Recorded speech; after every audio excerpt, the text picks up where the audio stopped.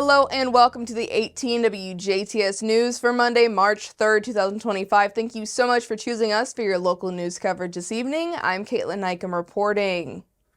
On the morning of March 1st, Gibson County Central Dispatch received a 911 report of a disturbance in the 200 block of West Vine Street in Patoka.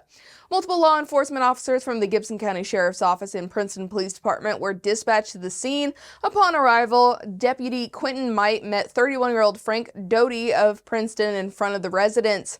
While speaking with Doty, he voluntarily surrendered to Deputy Might. At that point, Deputy Might placed Mr. Doty into the custody and then made contact with a victim in the disturbance.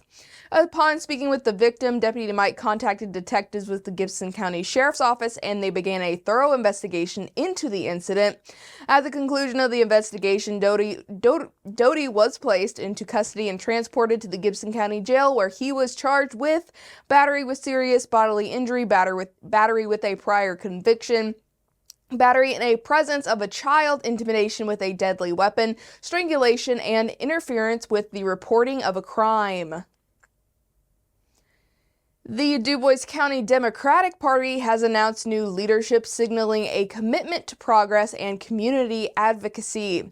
Dennis Tedrow has been elected as chair with Jenna Beeker-Jones as vice chair, making them the youngest to hold these positions in the party's history. Tedrow and Beeker-Jones bring fresh perspectives and energy to the organization, aiming to foster civic engagement and local involvement. They are joined by Robert Mueller Albright, who will serve as the secretary, utilizing his organizational and marketing expertise, and Brenda Grammelsbacher, an experienced financial manager, as treasurer. The party looks forward to working with the community to advance shared goals and values. You can follow the Dubois County Democrats on Facebook for more information and to stay updated on all the latest happenings. The Dubois County Sheriff's Office is alerting residents of a recent scam that resulted in a significant financial loss for a local individual. The victim reported that upon logging into their computer, they encountered a flashing message accompanied by a phone number offering technical support.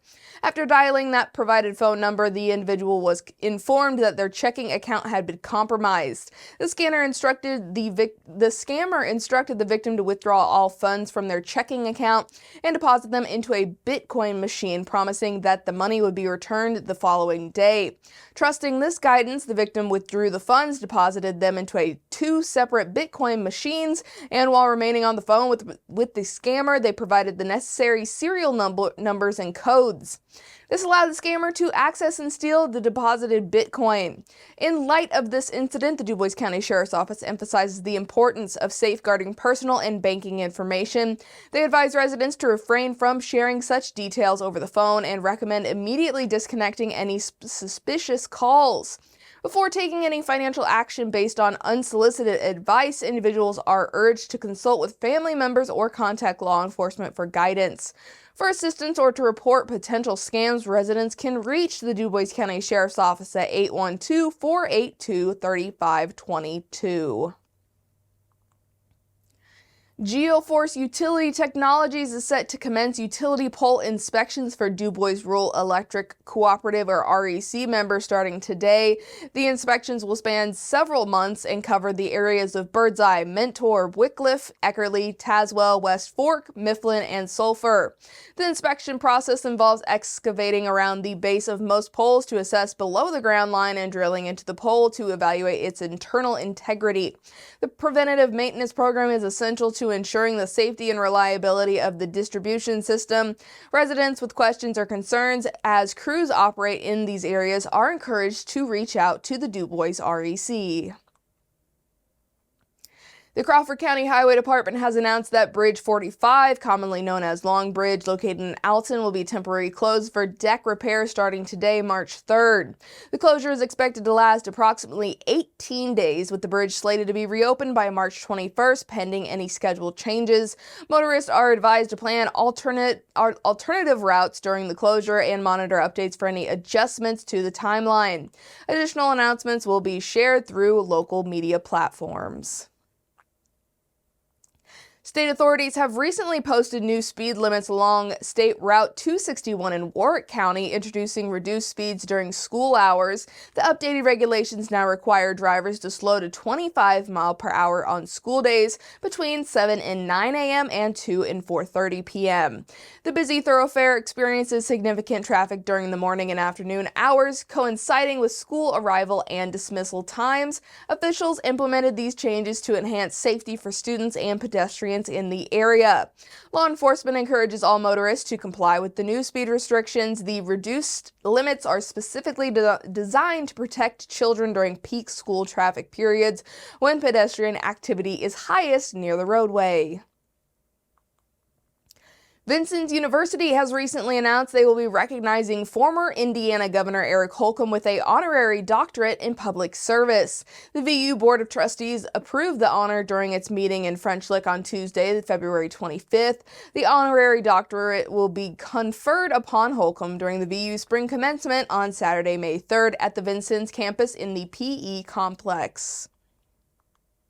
Jasper Arts' 22nd annual Chalk Walk Arts Festival will once again be held at the Tim Clark Cultural Center on Saturday, May 17th from 8 a.m. to 2 p.m. Chalk Walk 2025 will see the return of crowd favorites such as balloon art, caricature drawings, bounce houses for children, t-shirt tie-dyeing, and of course, chalking on the sidewalks of the Cultural Center. New this year, Jasper Arts is celebrating being part of the community for 50 years throughout 2025, and thanks to a generous donation, Chalk Walk is joining in the celebration by bringing a very unique interactive musical performance in which families will want to be sure to participate. It'll be complete with loud and raucous giant musical instruments that you will only see with Squonk. As Squonk's website states, their outdoor spectacle fuse fantastical visual design, playful staging, and high-energy original music. Squonk will perform and interact with the audience on the northwest portion of the Cultural Center parking lot. Community members are encouraged to apply as a food truck or food vendor for the 2025 Chalk Walk, and details on how to register for that opportunity can be found on our website.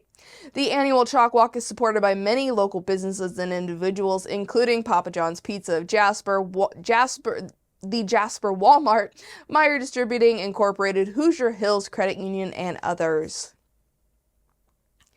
And Indiana Governor Mike Braun has signed executive orders aimed at stepping up anti-fraud efforts and unemployment and requiring jobless Hoosiers do meaningful work search activities each week. Braun says that the state has paid around $55 million in fraudulent unemployment claims in the last 3 years, and the state is working to recover that money. Applicants will need to be verified by the Department of Workforce Development using state and federal new hire directories, state death records, checking eligibility with data in state and federal incarceration records, and using the Multi-State Integrity Data Hub. And that is your Monday news here on 18 WJTS. We'll be right back with a check of your weather forecast.